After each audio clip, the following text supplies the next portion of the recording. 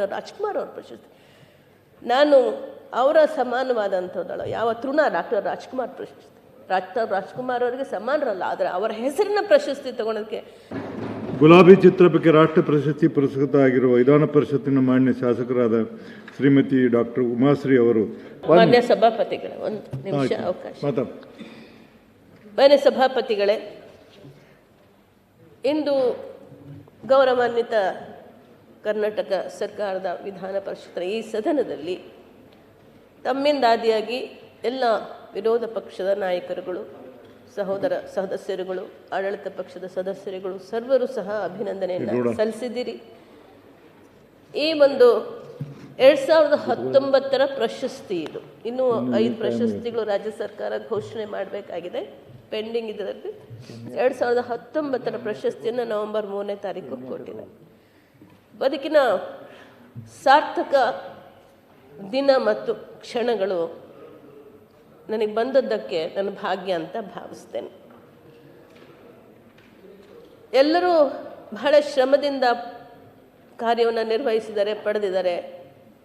ಯಾವುದೇ ಶ್ರಮ ಇಲ್ಲದೆ ಯಾವುದನ್ನು ಸಾಧನೆ ಮಾಡಲಿಕ್ಕೆ ಸಾಧ್ಯವಿಲ್ಲ. ಹೌದಾದರೂ ಕೂಡ ಈ ಸಾಧನೆಯ ಹಿಂದೆ ಒಂದು ಕಲ್ಲನ್ನು ಮೂರ್ತಿ ಮಾಡಬೇಕಾದ್ರೆ ಅದು ರಾಜಕೀಯ ಇರಬಹುದು ಅಥವಾ ನನ್ನ ವೃತ್ತಿ ಇರ್ಬೋದು.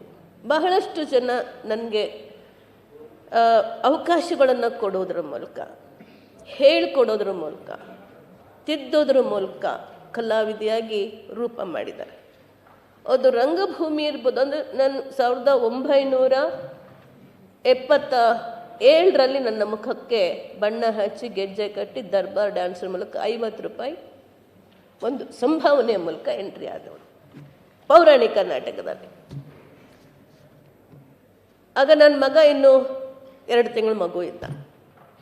ಇವತ್ತಿಗೆ ಬಹುಶಃ ಇನ್ನೊಂದು ವರ್ಷ ಕಳೆದ್ರೆ ನನಗೆ 6 ತಿಂಗಳು ಕಳೆದ್ರೆ 69 ತುಂಬಿ 70ನೇ ವಯಸ್ಸಿಗೆ ಹೋಗ್ತಾನೆ. ವೃತ್ತಿಗೆ ಬಂದು ಬಹುಶಃ 50 ವರ್ಷಗಳ ಸನಿಹಕ್ಕೆ ಹೋಗ್ತಾನೆ. 70 ಮತ್ತು 50 ಈ 2 ಅನುಭವ.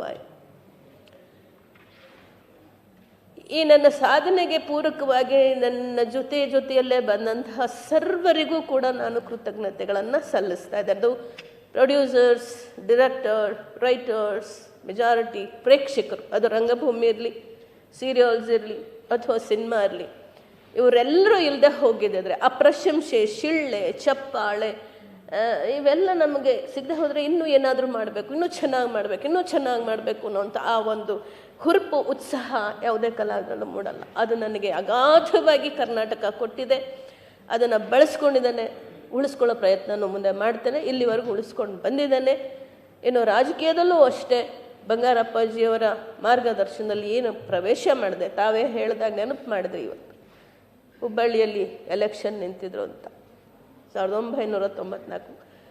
ನಾನು 1992 ರಾಜಕೀಯಕ್ಕೆ ಬಂದೆ. 94ರಲ್ಲಿ ಹುಬ್ಬಳ್ಳಿಯ ರೂರಲಲ್ಲಿ ಜಗದೀಶ್ ಶೆಟ್ಟರ್ ಅವರು, ನಾನು, ಬಸವರಾಜ ಬೊಮ್ಮಾಯಿ ಅವರು, ಇನ್ನೊಬ್ಬರು ಎಂಥದ್ದೊಬ್ಬರು ನಿಂತಿದ್ರು. ಅವ್ರ ಜೊತೆಲಿ ಸೆಣಸಾಡಿದ್ದೆ. ಏನೂ ಗೊತ್ತಿಲ್ಲ, ನನ್ನೊಂಥರ ಏನು ಗೊತ್ತಿಲ್ಲದೆ ಇದ್ರು ಸಹಿತ ಅದನ್ನು ಮಾಡಬೇಕು ಅಂದ್ರೆ ಪ್ರಯತ್ನ ಮಾಡೇ ಬಿಡೋದು ಅಷ್ಟೇ. ಹಂಗೆ ನುಗ್ಗೋದು ಛಾತಿ ನಂದು.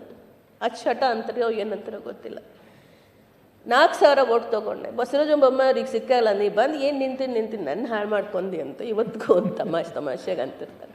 ಅವರು ಮುಖ್ಯಮಂತ್ರಿ ಆದರು, ಜಗದೀಶ್ ಶೆಟ್ಟರು ಮುಖ್ಯಮಂತ್ರಿ ಆದರು. ಉತ್ತರ ಕರ್ನಾಟಕದ ಮಣ್ಣು ನನ್ನನ್ನು ಕೂಡ ಶಾಸಕಿಯನ್ನಾಗಿ ಮಾಡ್ತು, ಮಂತ್ರಿಯನ್ನಾಗಿ ಮಾಡ್ತು. ರಾಜ್ಯ ಸರ್ಕಾರ ನನ್ನನ್ನು ಅಪ್ಕೊಳ್ತು. ಎಲ್ಲ ವರಿಷ್ಠರು ಕೂಡ ನನ್ನನ್ನು ಮಾರ್ಗದರ್ಶನ ಮಾಡಿದರು. MLCಗಳು 2 ಬಾರಿ ಮಾಡಿದ್ದಾರೆ. ನನ್ನ ಪಕ್ಷಕ್ಕೆ, ನನ್ನ ವರಿಷ್ಠರಿಗೆ, ರಾಷ್ಟ್ರೀಯ ವರಿಷ್ಠರಿಗೆ, ರಾಜ್ಯದ ಎಲ್ಲ ವರಿಷ್ಠರಿಗೆ, ಮನೆ ಸಿದ್ದರಾಮಯ್ಯರಿಗೆ ಸರ್ವರಿಗೂ ಕೂಡ ಕೃತಜ್ಞತೆಯನ್ನು ಅರ್ಪಿಸ್ತಾ, ತಾವು ಸಹ ನನಗೆ ಸಾಕಷ್ಟು ಸಲ ಮಾರ್ಗದರ್ಶನ ಮಾಡಿದ್ರಿ. ಹಿಂದೆ ನಾನು MLC ಆಗಿದ್ದಾಗ ಬಂತು, ಈಗ ಆಯಿತು. ನಿಮ್ಮೆಲ್ಲರ ಈ ಪ್ರೀತಿ, ಅಭಿಮಾನ, ಅಂತಃಕರಣೆ, ಸದಾ ನಿಮ್ಮವಳನ್ನಾಗಿ ಭಾವಿಸುವ ನಿಮ್ಮ ಮನಸ್ಸು, ಇವೆಲ್ಲದಕ್ಕೂ ಶರಣು.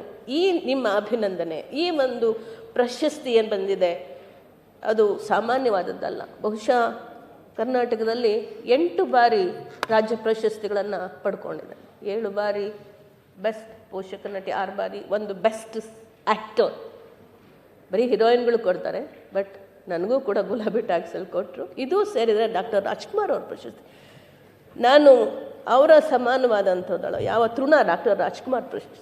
ಡಾಕ್ಟರ್ ರಾಜ್ಕುಮಾರ್ ಅವರಿಗೆ ಸಮಾನರಲ್ಲ, ಆದರೆ ಅವರ ಹೆಸರಿನ ಪ್ರಶಸ್ತಿ ತಗೊಳೋದಕ್ಕೆ ನಂಗೆ ತುಂಬ ಖುಷಿ. ರಾಜ್ಯ ಸರ್ಕಾರ ಕೊಟ್ಟಿದ್ದಕ್ಕೂ ನಾನು ಅವರಿಗೆ ಅಭಿನಂದನೆ ಸಲ್ಲಿಸ್ತೇನೆ. ಈ ಒಂದು ಸಾರ್ಥಕ ಸಾಧನೆಯ ಪ್ರಶಸ್ತಿಗಳನ್ನು ನಾನು ಇವತ್ತು ಯಾರಿಗಾದ್ರೂ ಅರ್ಪಿಸಿದರೆ ಇಂತಹ ಒಂದು ಶಕ್ತಿಯನ್ನು ನನ್ನಲ್ಲಿ ಕೊಟ್ಟು ಈ ಯುಕ್ತಿಯನ್ನು ಬುದ್ಧಿಶಕ್ತಿಯನ್ನು ಕೊಟ್ಟಿದ್ದ ನನ್ನ ಹಡೆದ ತಾಯಿ ನಿಂಗವ್ವ ಆಕೆಗೆ ಅರ್ಪಿಸ್ತೇನೆ. ಮತ್ತು ಈ ಹೆಣ್ಣು ಕುಲಕ್ಕೆ ನನ್ನೆಲ್ಲ ರಾಜ್ಯದ ಹೆಣ್ಣು ತಾಯಂದರ ಅಂತಃಕರಣ ನನ್ನನ್ನು ಇವತ್ತಿನವರೆಗೂ ಸಪೋರ್ಟ್ ಮಾಡಿದೆ. ಆ ಹೆಣ್ಣು ಶಕ್ತಿಗೆ, ರಾಜ್ಯದ ಎಲ್ಲ ಹೆಣ್ಣು ಶಕ್ತಿಗಳಿಗೆ ಈ ಸಾಧನೆಯನ್ನು ಅರ್ಪಿಸ್ತೇನೆ ಅಂತ ನಾನು ನಿಮ್ಮೆಲ್ಲರಿಗೂ ಕೃತಜ್ಞತೆ.